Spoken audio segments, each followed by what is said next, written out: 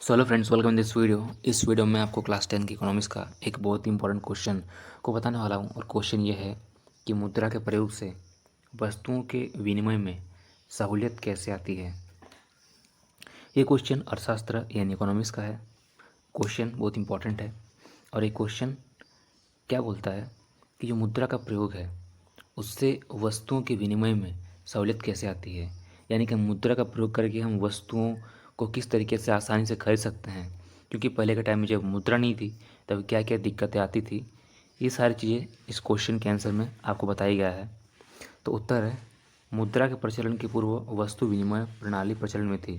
तो जब मुद्रा का प्रचलन नहीं था तब उसके पहले वस्तु विनिमय प्रणाली का प्रचलन था, जिसमें वस्तुओं का आदान प्रदान अर्थात लेन देन किया जाता था। इस प्रकार के विनिमय प्रणाली में आवश्यकताओं के दोहरे संयोग होना एक आवश्यक शर्त था। अभी आवश्यकताओं का दोहरा संयोग क्या होता है देखते हैं, चलिए नेक्स्ट स्लाइड में। तो फ्रेंड्स, यदि हमें गेहूं के बदले में, ध्यान दें, यदि हमें गेहूं के बदले में चावल चाहिए है, तो जिस व्यक्ति से हम गेहूं लेना है, तो जिस व्यक्ति से हमें क्या लेना है, गेहूं लेना है, उसे चावल की आवश्यकता होना चाहिए। यानी एक का आवश्यकता है और जिसको जिस चीज़ की आवश्यकता है वही चीज़ किसी दूसरे इंसान के पास होना चाहिए, तभी वस्तु विनिमय प्रणाली सक्सेस हो सकता है।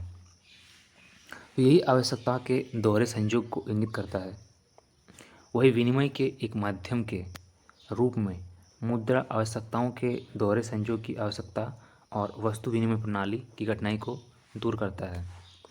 अब अगर मान लीजिए आपको गेहूँ चाहिए और किसी इंसान को चावल चाहिए, तो आप अपना गेहूँ, अगर आपके पास चावल है तो आप अपना चावल किसी को दे सकते हैं और उससे गेहूँ ले सकते हैं।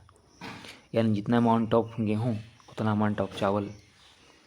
लेकिन अगर किसी इंसान को गेहूँ चाहिए और उसके पास चावल नहीं है तो वह नहीं ले सकता है।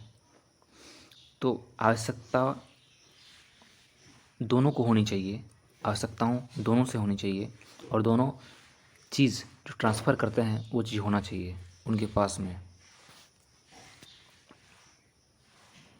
वस्तुओं को बिक्री कर हम मुद्रा प्राप्त कर सकते हैं और उसी मुद्रा से हम किसी प्रकार की वस्तुओं को खरीद सकते हैं। इस प्रकार मुद्रा का प्रयोग से वस्तुओं के विनिमय में सहूलियत आती है।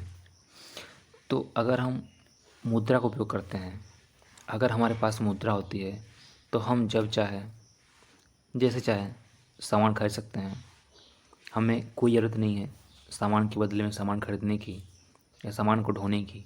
मुद्रा नोट में हो सकती है, कॉइन में हो सकती है, और हम जिस प्रकार की वस्तु, हम किसी भी प्रकार की वस्तुओं को खरीद सकते हैं। इस प्रकार मुद्रा का प्रयोग से वस्तु के विनिमय में सहूलियत आती है। फ्रेंड्स, आशा करता हूँ आप समझे होंगे क्वेश्चन के आंसर को। अगर वीडियो अच्छा लगा हो तो लाइक कीजिएगा और मेरे चैनल को सब्सक्राइब कर दीजिएगा।